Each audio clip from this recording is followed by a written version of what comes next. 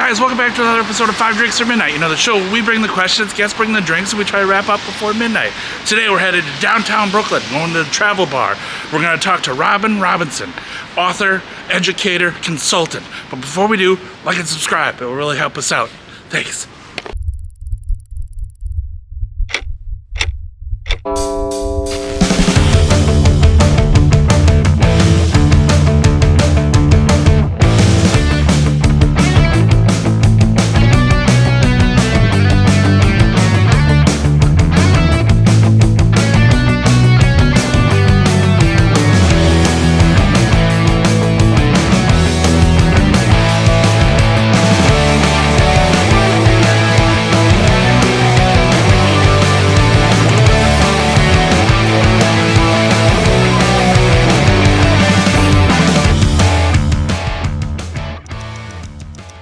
Thank you so much for joining us. 5 Drinks or Midnight. Psyched to be here. Thank you. 5 drinks, 5 questions, midnight, whatever comes first. How you doing, sir? Thank you so much for joining us. I'm good, man. Considering the fact that I just had to drive through fucking Brooklyn, I guess I'm okay. Excellent. Well, again, thank you for joining us here at Travel Bar. Love this place, so thanks for coming out. Yeah. I guess the first question is, what are we drinking first? Oh, okay. All right, we're going to start out with the big story, right? And that is tainted hedonism. Okay. Okay, now, this is hedonism. It ain't tainted, but there's a backstory in this, right? Because hedonism is made by Compass Box, yep. And I used to be the brand manager and sales manager for Compass Box back in the day. Well, one day, I got a call from John Glazer, the owner of Compass Box, and he goes, "We got a problem." And the problem was this. Now, out in Scotland, where everything is bottled, right, everyone shares the same bottling hall, and this bottling hall happens to be in Bruxton, right outside of Edinburgh.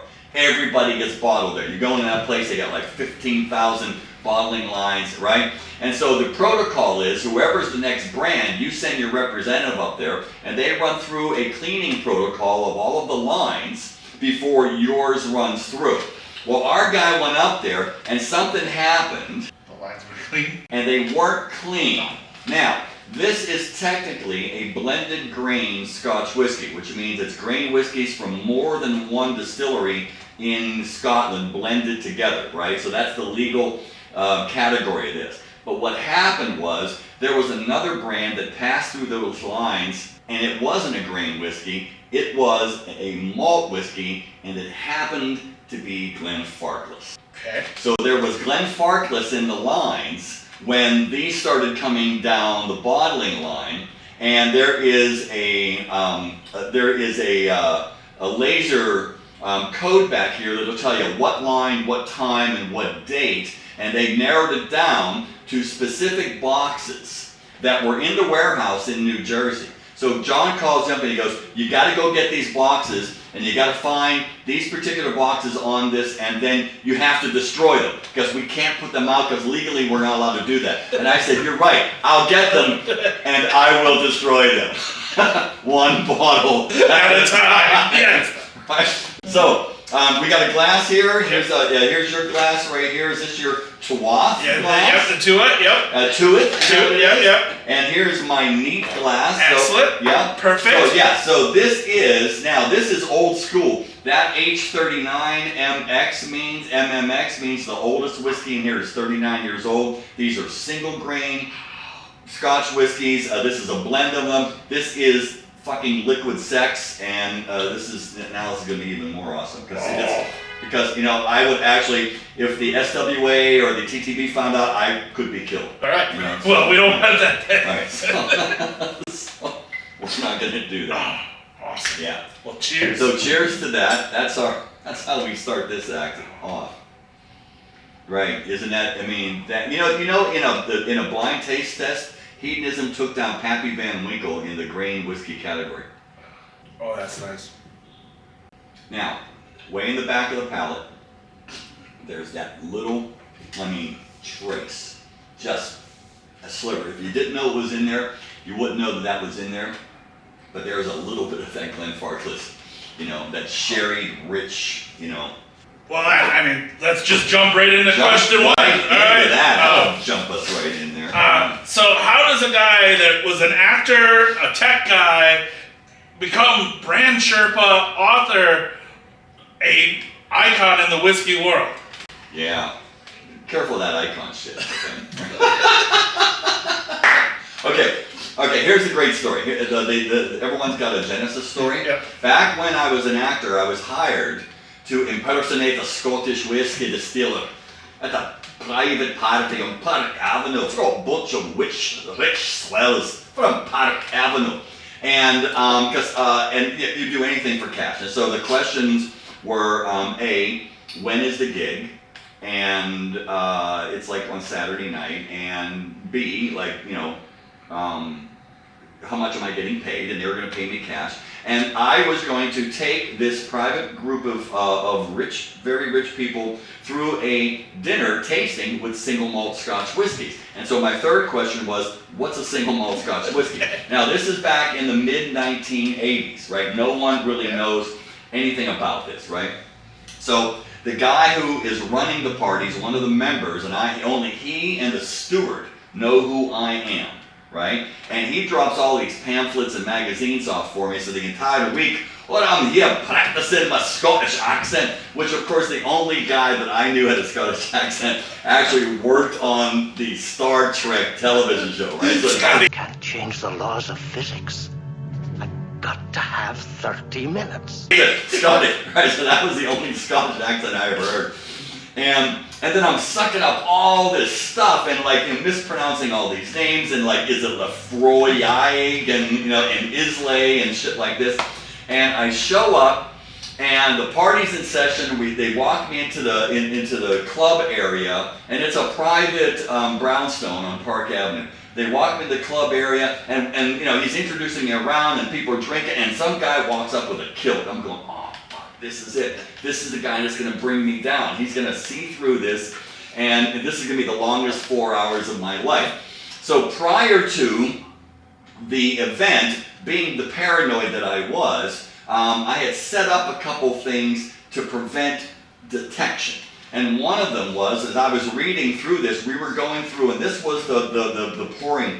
We were starting off with a 10-year-old Glenlivet, and then a 15-year-old Glenmorangie, which they don't make anymore, and then a Lefroy, and then we were going to end the evening with a 25-year Macallan. Now, back in those days, I had no idea what a 25-year Macallan meant. He had explained it to me in terms of cognac as far as its quality, right?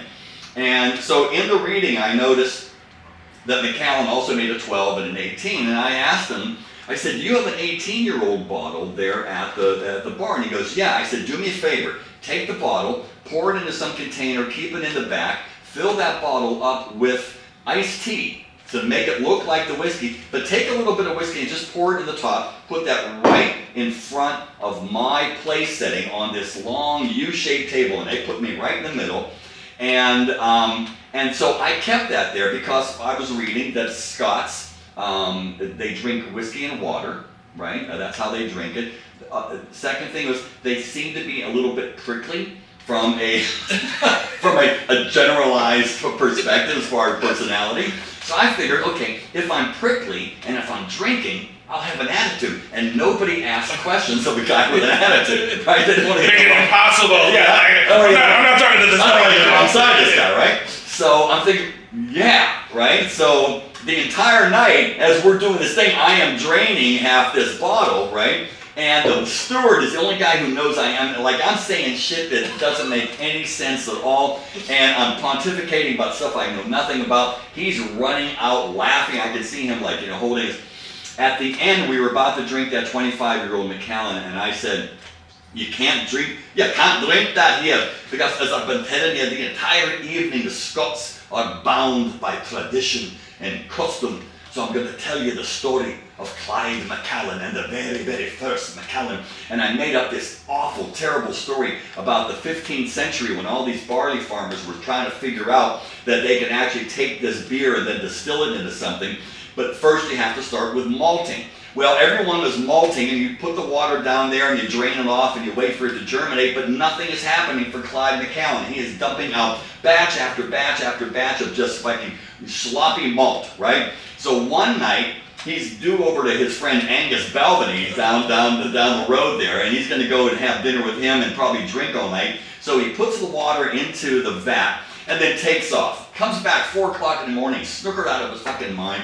He walks into the barn, and he looks at the vat, and he's going, that's gonna be a mess just like it's been the last. And so without just, says, oh, fuck it, and he urinates into that damn thing, and he goes to bed. And the next morning, the kids jump up and down, Pa, the barley, it germinated, So he runs out into the barn, and he goes, oh my God, it germinated. And it goes on to make the best whiskey anybody had ever heard there. So the Scots being, bound by tradition and custom, you got to keep doing that. So every morning, he would wake up at 4 o'clock in the morning, he would urinate in the vat, go back to sleep, it would germinate, and Macallan started to become, this goes on from generation to generation to generation, and finally they get somewhere into the Age of Enlightenment in the 1700s, and people realize, we can't be pissing into the pot, that's not right, But we'll have to do something to honor the tradition of Clyde Macallan. So what the malt master would do is when he would put the water down in the steep, he would spit in there, right, out of custom and tradition, and that practice went on into the 1960s. Now I'm saying all this shit, and people are going, right? And they're going, is he telling the truth? Is this like bullshit? But we've believed him so far tonight, And so, it's the 80s. No one can fucking fact check you. Right, no one's Googling me. No internet, nobody Googling me, right? And so this went on until the 1960s when the British government came in and just laid down these hygienic laws. And so you can't do that anymore. However, if you go to the Macallan Distillery today, I'm telling them in 1985, you'll see that there's a spittoon, a cuspidor, right next to the steep. And when the malt master throws the water down onto the barley, he spits in there out of tradition and memory of Clyde Macallan. So I want you all to stand up, and everyone stands up. And I say, okay, the traditional Scottish toast is fly the firth, which are 3 words that make there's no. And everyone says, fly the firth. Now spit over your left shoulder. Everyone spits over the left shoulder. I said, now drink down that golden nectar, And everyone's having the crazy ass time of their life. At the end of the night, part of my contract was that I had to tell people who I was. And so the kilt gets up over here, and I'm thinking, this is it, he's gonna unmask me. And he gets up and he tells everybody, this has been the best night this club has ever had. I want to thank our host, Mike Schultz over here. And Mike gets up and goes, thank you. I want to thank our guest of honor. They gave me a name, Angus Littlejohn. I couldn't even come with my own name. It was like Angus Littlejohn. Angus, do you have any last words? I said, everything you hear, I've gotten nothing but great respect for Americans now. And before I didn't. Everything you heard here has been about Scotch whiskey, how to make it, and has been the truth. But the only thing is that my name's really Robin Robinson. I've never even been in Scotland. And oh, by the way, it's after midnight. Happy April Fool's Day. And remember the old cartoon when like somebody's jaw just bounces? That's the kilt guy over here, like bouncing off, right? Everyone, there's stunned silence. I'm thinking, okay, here come like the bottles. And everyone just burst into laughter, had a great time. The steward comes over to me, he goes, we've been hosting the most boring wine dinners here for like decades. They're going to be talking about this until the day they die. I got $250 from cash from that guy. Next morning, liquor stores opened up. I used to live right down here in Brooklyn. Went out and bought myself my first, ready, 1995 bottle of 12-year-old Macallan. And that's where the love affair started. Years and years later, I was still an actor. I got into the tech industry, and then a friend of mine, and this is the most boring part. A friend of mine who's known me all that time convinced me that if you put a real sales guy into a brand ambassador role, that he could actually change the industry. Because if you had a sales guy driving the sale and getting all of the connections that brand ambassadors typically do, because they were mostly at that time educators and presenters and advocates in the face of it, but none of them were salespeople, and they're not trained to sell. But I was a trained salesman. He said, you put that guy in there, that guy can change the industry. And I said, it's time to make a career change. And that's how I got in the liquor industry. And that was for Compass Box, right? That was for Compass Box, yeah. He wanted to put me out in front of Diageo and Pernod Ricard, and I said, look, I am not a big company guy. He goes, well, you like Compass Box, don't you? I go, yeah, but he had actually had an investment. He had a minority piece of Compass Box. He goes, you're the new brand ambassador.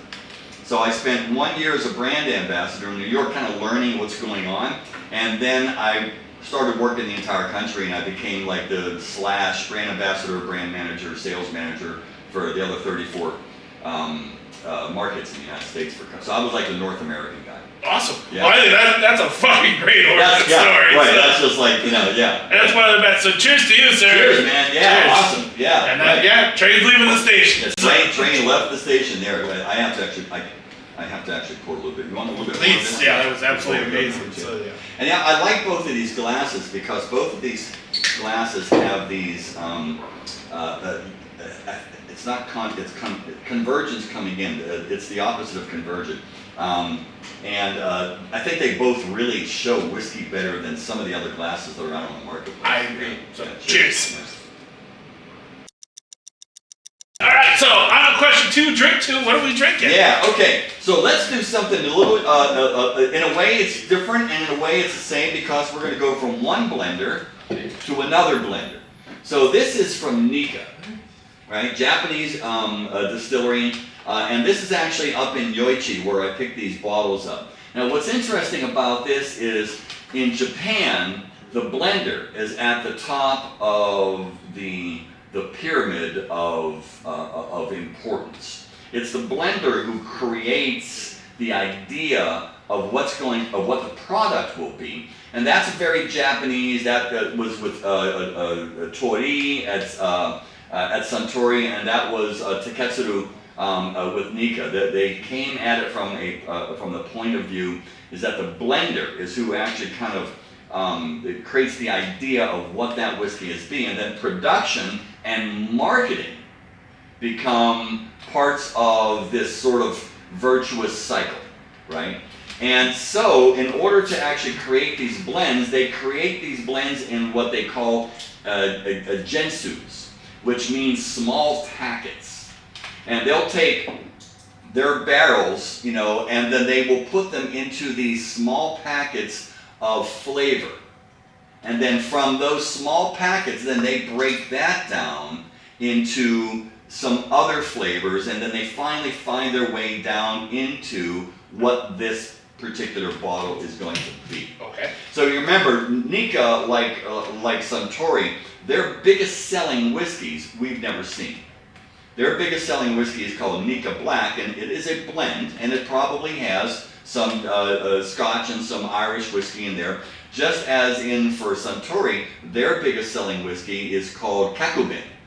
And that one is only sold, domestically, right? The single malts and the premium blends, those were export only in the past 25, 30 years, right?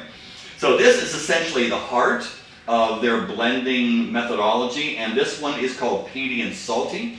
They also have one that's woody and vanillic, and then the third one would be like winey and sherry, right? And then those are the things that they kind of bring together, and as the blenders approach the creation of it, they use that. So we're going to taste peaty and salty.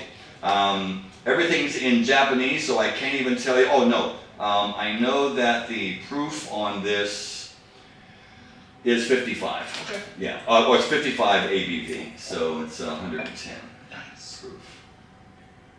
And we have a little bit of water here if we need to use that. And that's that baby right there. So cheers. Cheers. Yeah. And it delivers what it promised to be. It does, but it's not, on the nose, it's not very, well maybe there it was. Not so peaty. Oh, I got the smoke. Again, now this is Japanese smoke as opposed to like Islay smoke or anything. I mean, this is really going to be on the elegant side here. And Yeah, that's nice. yeah, and it's probably going to come from Scotland.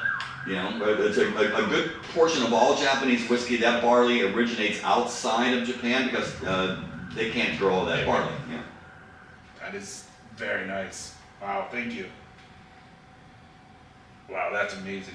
Now, there's two co-stars here, But that doesn't mean it's a two-man show, because you get all of these other, flavors that are, behind that too, right? There is a little bit of woodiness in there. There's a little bit of the plastic note, that you get from a peaty whiskey.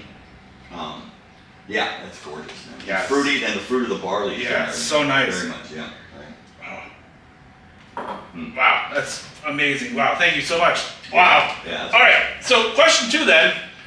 If we Google your name, 2 things come up. 1 is your book, and then 2, that you're a brand Sherpa for smaller brands. We'll get to the book for question 3, but what is a brand Sherpa, and then how do you decide what brands to work with? Okay, so brand Sherpa is, so a Sherpa takes it from the culture of people who live up in the Himalayas, and when all of those people from other countries wanted to go to the top, they would hire a Sherpa, because the Sherpas lived that mountain. They knew that mountain, every craggy, every crack, everything, and so they were hired to actually help them get to the top. So I kind of take that metaphor as somebody who's already been through the route. Right, I've taken brands to market, with Compass Box. I mean, all I did was like lay new flags everywhere, because nobody was drinking blended Scotch whiskeys, and I used to have to spell the word artisanal to people back then, And then Dunkin' Donuts came out with an artisanal donut. It looks like we're changing our messaging. Yeah, there you go. So that's what I do. I meet you at the base camp. And I make sure that you have the right parka, you know how to zipper it up, and you know how to use your oxygen, and so all of that metaphorical stuff. I get you ready to take on the summit, because everybody wants to put the flag at the top of the mountain, and I know that most of the mountain is filled with the cold, dead bodies of all the brands that have come before, and my job is to make sure you're not going to be one of them.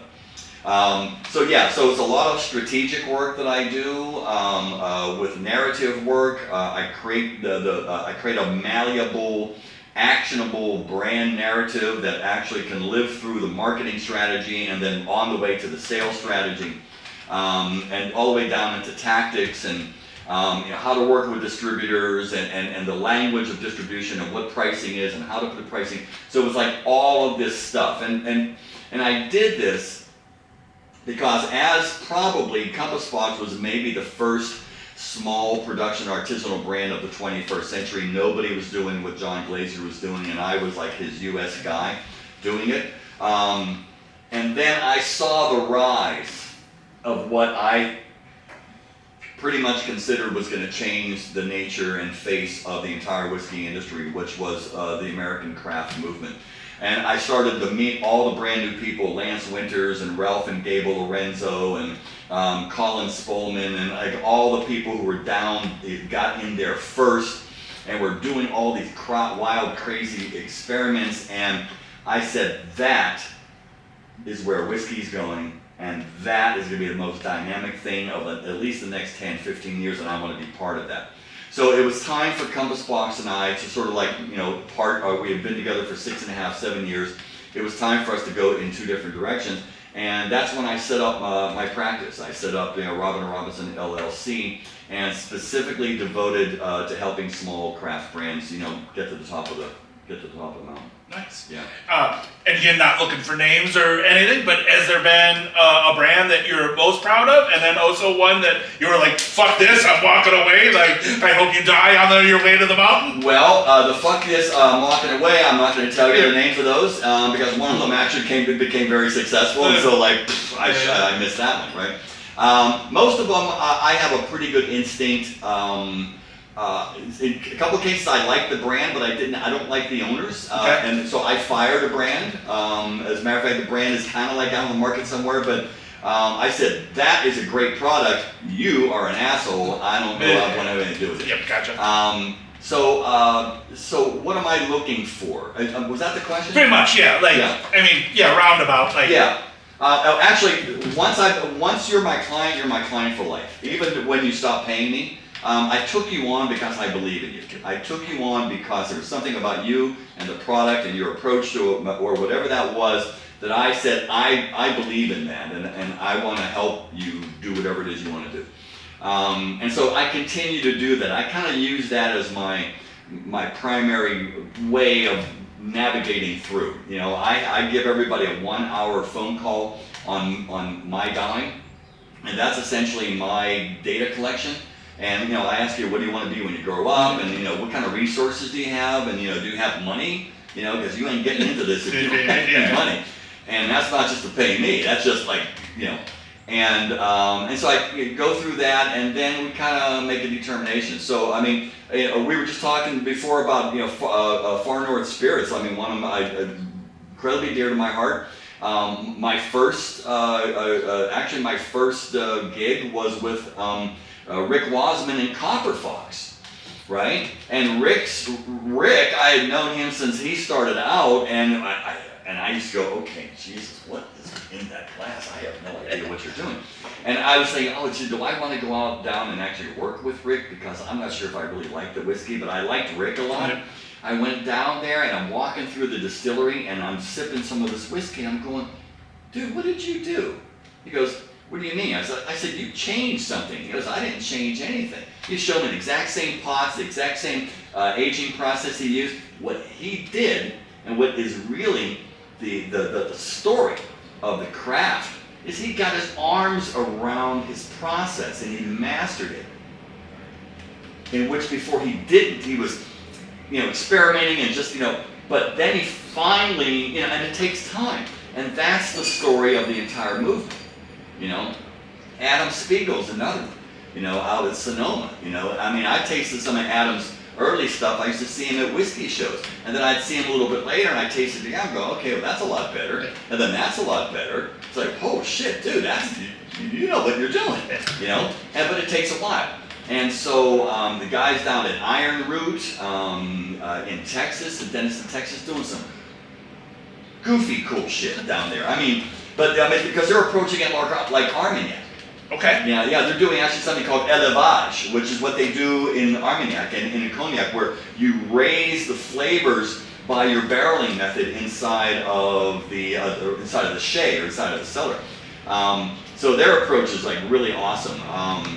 And Claire Marin with a New York Catskill Provisions honey rye. She's a beekeeper. Okay. She's a beekeeper, and she's infusing her Sullivan County honey into rye whiskey. And from a flavored whiskey perspective, she's knocking it out of the park, right? So it's not cloying and overly sweet or anything like that. It's like, oh wow, that makes perfect sense. So yeah, there's you know, all these people are just wonderful. Awesome. Yeah. I So, respect nothing, but you know, I couldn't respect them more. Awesome. I mean, I think that's amazing.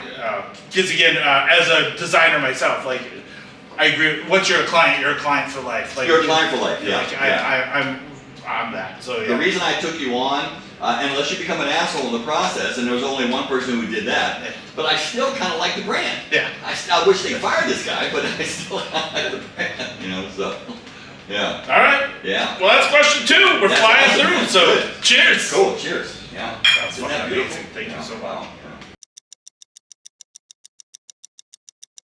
All right. Question 3. Drink 3. All right, drink 3. Okay, so this is when we were talking about craft before. This is actually one of the big up-and-comers here in New York State. This is Taconic Distillery. Guess where they're located? On the Taconic. Okay, we're off the Taconic. Okay, this is upstate New York, right? For those people who don't know what the Taconic means, right? So they're actually, they've got a great combination up there with pot still, and they got a really nice, really serious column still up there as well. This is a bourbon, so this is 51% corn, right? But what's cool about this is that this is aged or finished for 6 months in a Mizunara cask, right? So for those people who don't know what Mizunara is, it is a type of oak that is specific to northern areas of Japan, mostly up in Hokkaido, where most of it comes up. And it typically gives off like depending on how you toast it, like a sandalwood. You know what I call it? I call it the day after the temple celebration, right? So all of the incense has left the temple, and you're coming in at the end, and you can just pick up the faint, right? So it's become incredibly popular in finishes in the last couple of years as a new way to approach it. Obviously, this is used a lot in Japanese whiskey. Specifically, like Hibiki uses a lot of Mizunara finishes. It's notoriously leaky, so it doesn't make a good barrel because it's a very knotty tree, so it's hard to kind of get a straight, without knots. But what they're doing up there, and their distiller Brendan he's like a vet of, and we got to be careful because he may be listening. You never know. And he's a vet of Kentucky, and he was down there with the big Kentucky distilleries. He's up there as their head distiller right now. And we've got two different sort of agings or two different finishes. One is winter, and one is summer. Right? So actually, let's do this one first, and we're going to see what the difference is. They do their aging up there also, which is really kind of cool, in containers, metal containers. And this is not really a barrel of Mizunara. It's actually a metallic structure that has Mizunara staves and then oak heads on it. Right? So it's getting all of that. It's matured obviously in American oak and then finished in this Mizunara structure, so this ought to be actually really quite interesting. Cheers. This is good. This is what my Now I get that, right? And again, it's the day after the temple celebration. It's just really faint. It's there. It's sort of enhancing the vanilla notes here. Yeah, it's really pretty. It is really nice. And there it is, man, right in mid-palate. Oh, that's really gorgeous, man. Yeah. Nicely done. That's really nice. Yeah. Wow. You did good. You did good, Brandon. We just throw that up in the air here, right? You'll just, it's fun. All right, so then question 3. Yeah. You talked about how, again, you left Compass Box for, you saw writing on the wall that American craft whiskey was on the rise. Yeah. You're a man about town. We actually met at a trade show. You're out, like, everywhere. What do you think's next? Like, what do you think is the next big thing? Oh, so the next big thing? Yeah. Like, what's on the rise? Well, I personally, I think it's brandy. Okay. Personally, I think it's brandy. And what's interesting about brandy is brandy's been around for a long time, but I'm starting to actually see people who are serious, long-time whiskey people starting to really migrate over to brandy, because when you get into the entire varieties of brandy, it's nothing like what people think brandy is. And probably the best example is Armagnac. Armagnac is the non-brandy. It's the non-cognac, It's sort of like the Stones to the cognac's Beatles. It's a little more rustic, it's a little more earthy, it's a little more, and it has everything that you need to appeal to a whiskey drinker. And here's the bad news. The bad news is, it's starting to get popular when people are starting to now secondary age it in fucking bourbon barrels. It's like, can we not do that, please? Can we not bourbonize this, right? Because it's been around for 500 years more than bourbon is, right? But that's where I think it's gone. The other thing that I would like to see happen in the whiskey industry is I would like to see more of these, what I call, shut the fuck up and drink it good whiskeys, which is what your grandparents used to drink, in the guise of blended whiskeys, right? So like the only thing that's living left from those days are essentially Seagram 7, for example, sure. 7 and 7, which has a large amount of grain neutral spirit in it. Yeah. But if you were to actually take that approach, and I'm starting to see this, and I've got like a whole collection of them at home, of these new distillers that are using light whiskey, for example, instead of grain neutral spirit, right? Or whiskey that's at least been proofed higher in the still, so it doesn't compete with the other older and richer whiskeys that are going in it. So it's very much like Scotch. You put a bed of grain whiskey down, right? You put a bed of grain whiskey down that's lighter, more delicate, and not as intensely character driven. And then you blend in malts, and then you create this thing. So I'd like to actually see those happen. I think that would be exciting. And the reason I think that's going to be a thing is because when you start to see where the zeitgeist is moving from a drinking perspective, there's obviously, with the rise of White Claws and things like that, and now we have RTDs and a lot of to-go stuff. And there's the Generation Z that is now coming in as the new generation of drinker, are starting to think healthier, lighter, and I remember this back in the 70s and the 80s because it was like less filling, and this is like this is kind of like how we ended up like getting Amstel Light or something like that, right? Or Zima, for God's sake. But yeah, right, or Butters and James. But these things are on these, and this has been a long cycle. I don't think whiskey's going away. Whiskey, I believe, is in its third wave. The first wave was when it was picked up by the super avant-garde, bleeding edge people who discover something that is lying in the dirt, and they resurrect it, and it becomes like they're a totem for themselves, and for them just, it's a small secret society. And then the second wave is kind of like the influencers and the brand ambassadors that get that, but want to actually spread the word and tell everybody else and sort of make their coin of the realm based on their proximity to this. And then it goes up the bell curve, and then you go up to the top, and it gets into the third wave, and that's when it breaks out into the general public. And that's typically when it actually goes through a massive change, and the first people to leave was the first wave. And you can see that with everything. You see that with art, you can see that with drugs, you can see that absolutely everywhere. There's three ways. By the time you get to the third wave and it gets owned by the general public, they're going to bring the most changes to it because they're going to bring the money to it. Now they're going to want to actually individualize that, and that's how you have all these massive crazy things that are out on the market right now, especially in the flavored categories, right? But meanwhile, in the first wave down there, now they're looking around for something else. Think of David Bowie, right?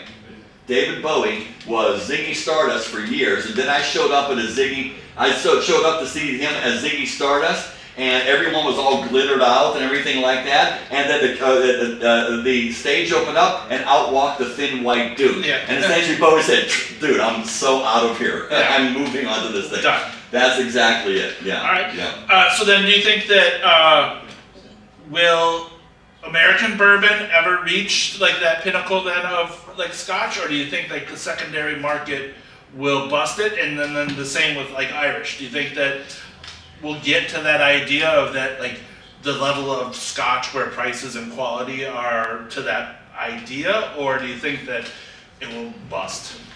Oh, that's actually the great question. I'm pissed off at bourbon right now for that reason. It's just like I can't stand the taters. Yeah. I can't stand the secondary market, idea of something that you and I are supposed to be drinking in order to have a good time together, And now it's actually become we're starting to hear people talking about NFTs. I'm going, fuck you exactly. And your fucking bourbon NFT, okay? But that's probably going to take it to a different place, right? Now, you mentioned Irish. Irish is interesting because we've been watching this happen now. You talk about a slow roll. This is a slow roll, right? Ireland forgot they even made whiskey for 80 years, right? And all of a sudden now, in the past 10, 12 years, we got like 40 distilleries from 3. Yeah. And a lot of that stuff hasn't even gotten out of Ireland yet, right? And it's small craft, a lot of small craft stuff. My fear is that they are going to succumb to the third wave thinking, and we're going to start seeing a lot of permutations to Irish whiskey. So the biggest permutation to Irish whiskey that I love, and I'm just an absolute huge crazy fan, which is Irish pot still. Yep. pot still style, malted barley, unmalted barley. Harkens back, traditional Dublin style, 19th century, grassy, oily, there's some fucking shit going on here. And that's got a GI. It's got an EU GI, so that can't be changed. But I think that what they're doing a lot right now is they're playing a lot with finishes as well. And with me, as far as a finish goes, if it's done elegantly and delicately, I think it's great. John Glazer and I used to talk about this all the time. He never used to like to blend with sherry whiskeys because a sherry barrel will show the flaw, will cover the flaws up of a whiskey, whereas a bourbon barrel won't. And so you're getting much more of a true expression. Now, that was back in the day. It's much more sophisticated, and the wood protocols are much better than they were. But I still don't like heavily sherry things that are announcing, oh look, we're sherry. Yeah, right. It's for Americans because we know you've got a sweet tooth. Hit you over the head with a 2x4. Yeah, exactly. Yeah. Yeah. And that doesn't mean I don't love Avalar Abuna, but it's done right. And Glenfarclas and things like that. So I think that because it's in its third wave, and people are going to actually start applying market forces to it, as opposed to allowing the whiskey to come more organically. Okay. So I got a feeling that things are going to get changed coming out of the distillery before they even get to the marketplace. Awesome. So Well, I'm a big fan of brandy. I mean, I'm a Wisconsin kid, so I grew up on the brandy. Oh my God! Hell yeah! So, man, that's original brandy, old fashioned. Exactly. Yeah. Corbel. I mean, we drink more Corbel than any place else in the world. Wisconsin makes Corbel's number. Right. So I was working with an Armagnac, and they wanted to actually release it in New Orleans. I said, "Are you fucking drunk?" New Orleans, first of all. Because it's French? No, it's a tourist town. You want to release it? Go to where they're drinking. And I said Wisconsin, and they looked at me like I had 7 heads. And first of all, where's Wisconsin? Exactly. Right? I said, no, these people are drinking brandy. It's like they're drinking brandy like water. They're gonna love this, right? You're gonna have to pick your spots. Like when I was with Compass Box, I read somewhere that Dallas was the biggest Macallan market in the United States. I said, we're going to go to Dallas. Because if there's some Macallan drinkers there, I bet you I'll find some people who drink this. So, Wisconsin, man. There's some brandy drinkers there. God bless them. Well, cheers. That's question 3. On to question 4, drink 4? What are we drinking? All right, so this is going to be single malt Scotch whiskey. This is an Adelphi selection. Adelphi is an independent bottler, so they're choosing a barrel, right? And this barrel actually came from Glen Geary. This is a 15-year-old single malt Scotch whiskey, matured in oak cask for 15 years, distilled in 2000. I can't see that small because it's only 4 point, right? And bottled in 2016, so 2000. And one of only 165 bottles.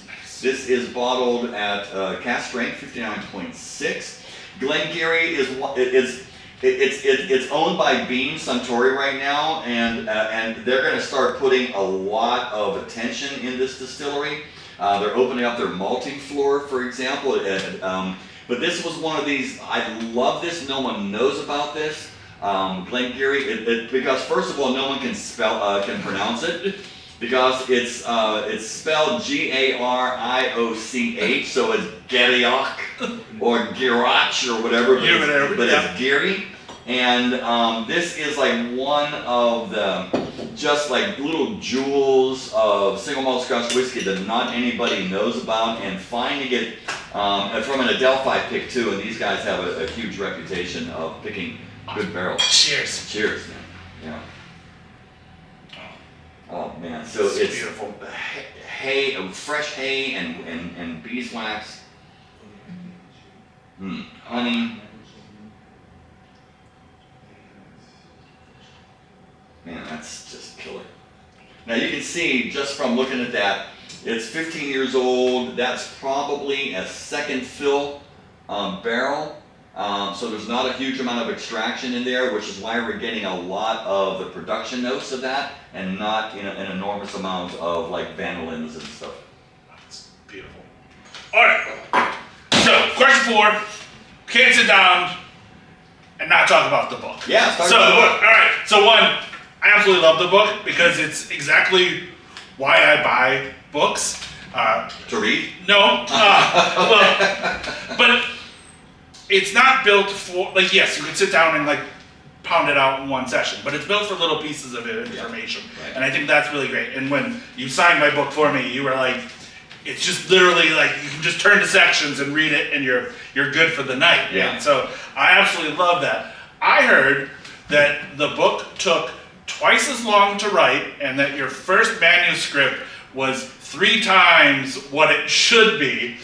If you were going to do a director's cut of the book, what would you add back in? What's missing from the book? Because this is a tome in itself already. Yeah. So the publisher only wanted 40,000 words. I handed in 150,000 words.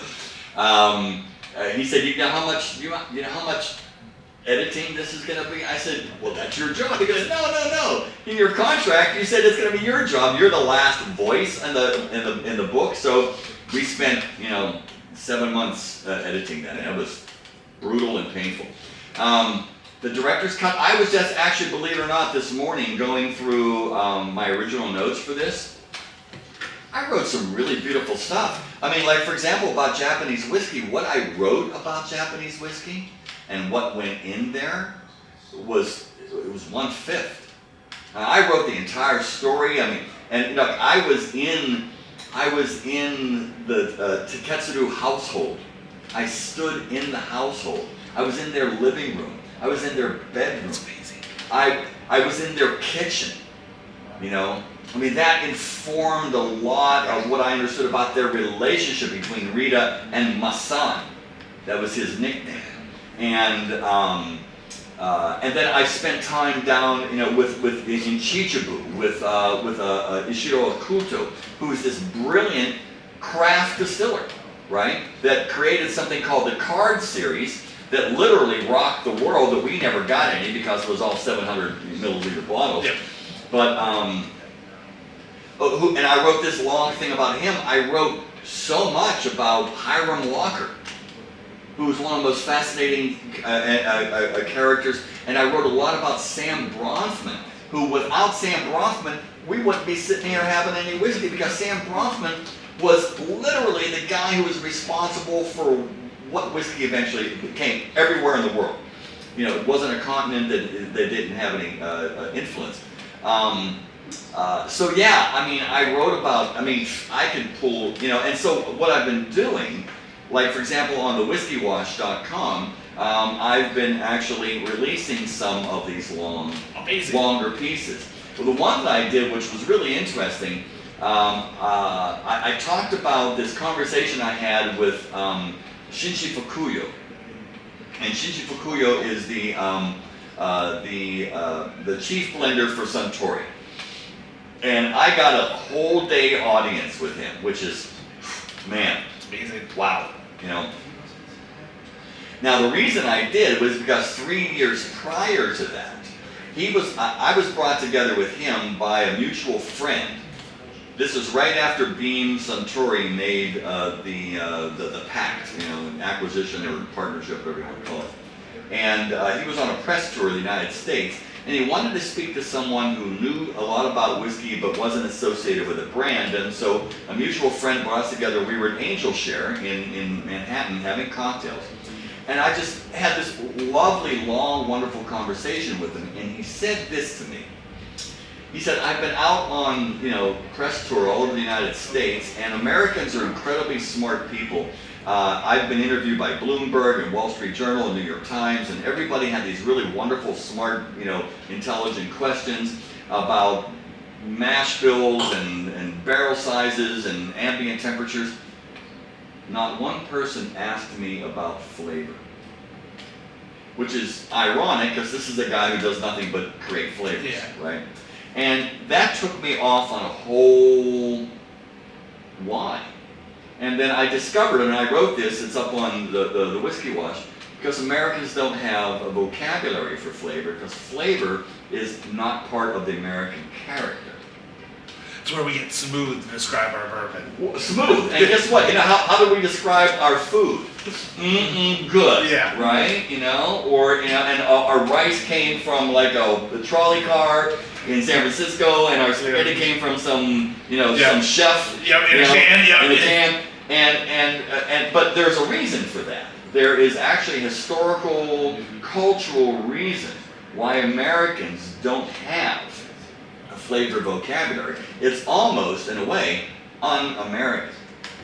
And it's only in the last generation where we are actually now kind of, the current millennial generation is probably the most cuisine intelligent generation that's ever been in America, because they've been brought up with with Emerald, and everyone knows what burrata is, right? And there's a whole, and they're not afraid of flavor, and that's really what's behind all this, is them driving this big quest for flavors. But that wasn't an American thing, so it made perfect sense that no one asked them about flavor, because no one knows how to talk about flavor. Now, the next generation may be able to, but prior to that, you think about the 20th century is all about deprivation, which is why all of our whiskeys in the mid-20th century were watered down, and so was our food. I mean, I was 23 before I ate my first fresh asparagus. I thought asparagus just came as this glutinous stuff in a can, and all of my vegetables were looked over by some, Jolly Green Giant in my freezer. Yeah, frozen in a bag. Yeah. So, so I think that's where that's what's left over. So I've got a lot of that stuff that's sitting up in my Dropbox. Amazing. Yeah.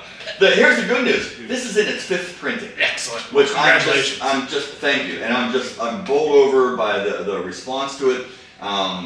I wrote the other day that people in the industry love it, because I've had people in the industry say that I had one person came up to me and said, I really didn't understand column distillation until I read it in your book. So, because what I'm good at is taking something really complicated and breaking it down so that it's understandable without being stupid. And that's because I was in the tech industry for a long time, and you have to do that with everybody. Yeah. With everybody, yeah. If you don't do that with an executive, you don't get the meeting. Yeah. So that's what kind of came through there. That's what I think I'm most proud of. Yeah, I would hook the Ford that you have, that little toast that you have in the Ford, has me hooked, because again, that space between us and talking about that like the flavor and that has me hooked. Like that is still to this day. And whiskey doesn't mean anything unless it's this thing right here. Exactly. You and me. Other. That's why this whole thing about flipping bottles, it really kills me, because it's I'm philosophically against it. Yeah. And it doesn't come like, it's not about filling your wallet full of cash. No. It's this. It's this. It's two guys sitting down having whiskey. It's why we started the show, because it's just two drunk sitting at the boat, just having a good time and talking. That's exacy what it should be. Yeah. That's precisely what it's supposed to be. Awesome. Yeah. So, cheers to that. Cheers to that, man. Yeah. Awesome. Yeah. Here we are. 5th and final drink. We're at the goal line. Not even close to midnight yet, but that's all right. It was a great day. But we did 5. We did 5. We got one part of that. There we go. Yeah. What's our last drink? All right, last one is a 10-year-old Stranahan. And this is exciting. American single malt, one of the first American single malts to be out on the marketplace, out of Denver, started up by a guy named Jess Graber, who used to be at all of the whiskey shows with his traditional black hat, right? And there's Jess. It's like, Jess, what are you doing? Well, I got American single malt thing. What the fuck are you talking about, right? From where? Denver? Really? This has, now it's, he sold it, and now, but, of course, living up to the miners, they've got the thing right here, which is a measure, but it's also, Sipper. Yeah, Sipper as well. 10 years. This is Mountain Angel Colorado single malt straight malt whiskey made with locally sourced barley, Rocky Mountain water. 10 years old. This is at 47.3. I'm really excited about this because I remember tasting the very, very first Shanahan's. Okay. You know, so I've been with this brand since its inception, and so that's what's so exciting about this. Is to kind of, you know, again, to see these evolutions and from 0 to 60 with these brands, and that's actually one of the things that makes like being a brand sherpa so exciting is being that. So this is Mountain Angel. Cheers. Cheers. My buddy Pierre got me hooked on this, and I'm a big fan of this. So this is. Oh yeah, that's just nothing but fruit right there. Wow. And there, you know, there's a you know what it is? You know when bubble gum was in a wrapper like bazooka? You know the white powder? The chunky, yeah. The chunk. That's what I'm getting. Yep. Well done. That's a malt, chocolatey on the back end. Maybe a little dry cocoa. Nice, rich, tingly. Not necessarily. It's rich, but not creamy. It's actually there's an effervescence to it. You know. Man, no. You know what that is? That's minerality. It's a so it's a little bit of a high note. Okay. Yeah. Awesome. Very nice. Stuff. Very nice. Yeah. All right. So our last question of the night comes down to the flip of the Whiskey Wednesday coin. You can flip it, you can spin it, you can do whatever you want. Okay. You have your coin with you? I do. Excellent. I got one of the OG coins. Excellent. Too. Look how many coins. I got all kinds of whiskey coins here. All right, here's a new one right here. There we go. That's our old money silver. Yeah. Ready? We're going to flip this baby. All right. So hang on. Let me ask the question first before we flip it. And again, you don't have to answer. The coin will answer for us. Okay. So again, it really you can answer if you want. But again, this question means no disrespect whatsoever. It's just because I want your daughter to do the show as well. You know, the last guy that told me you wanted my daughter. You just pitched me a softball. Yeah, that was. So, question 5. Are you upset that Rose went into the same business as you? Fuck yeah! Fuck yeah, I am. She was supposed to be a goddamn doctor. No, I will tell you that. So my daughter Rose Robinson also is in the liquor industry. She works for a company called Hoadling, and boy, I mean, hey, man, are you kidding me? From a father's perspective, I couldn't be more proud to be her dad. Here's the joke I tell. She started out. I hired her for Compass Box to do promotions, to do tastings. Then she went out and got some work with William Grant, and then with Campari, and she just out there doing the thing. And then she went away and did something for a while. Then she came back. She goes, "Okay, you know what? I think I want to be in it." And so she ended up.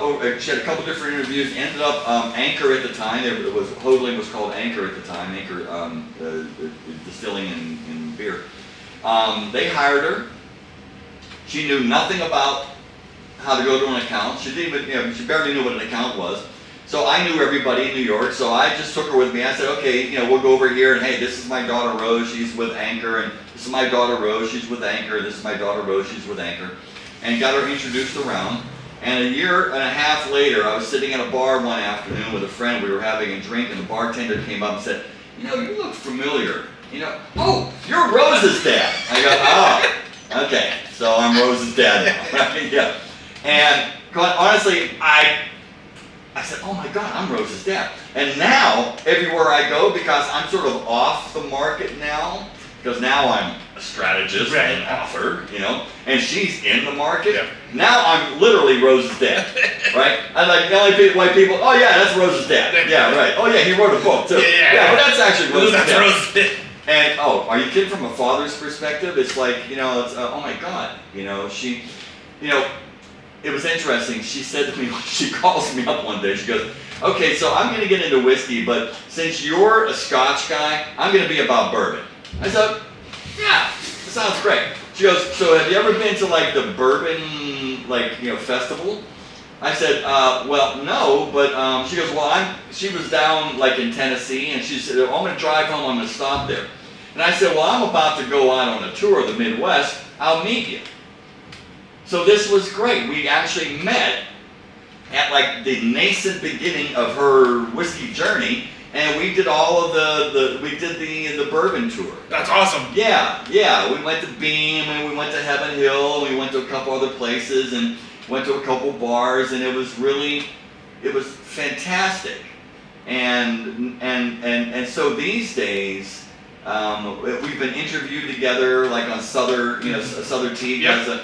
We've been interviewed together, and it's just, It's amazing. I'm blown away by her. I'm blown away by her because of what she's become. I stayed purposely away from it because I didn't want her to have to deal with the Robin thing. And she's made her bones on her own. That's awesome. She's made her bones on her own. Yeah. There was no disrespect in the question. No, of course not. No, I didn't take it that way. Other than the joke factor. Right. Oh no, not at all. I mean, she really, she's got a reputation out there. She's got, we don't talk about brands at home because she's very resistant to that idea of like a person as a brand. She works on the idea of reputation. She leverages that, and she respects that, and people respect her. You can't get better in life than other people tell you, not only do we love her, but we respect her. That's awesome. And man, that's awesome. So yeah, someone did a good job somewhere. I'm gonna give it to my wife. There you go. Because I'm just a fucking nuthead. Well, that's fine. All right. Well, Yeah. Cheers to you, sir. Well, cheers, man. Hey, Tim, this was so much fun. And thanks for inviting me to be part of this. Thank you again so much. I mean, that's 5 drinks down, 5 questions answered, not even close to midnight. Mike at Travel Bar, thank you so much for hosting us again. Thanks, Mike. Really appreciate it. Robin, thank you again. Tim, my pleasure. Buddy. Till we can drink again in person. Fuck yeah. So. Hell yeah.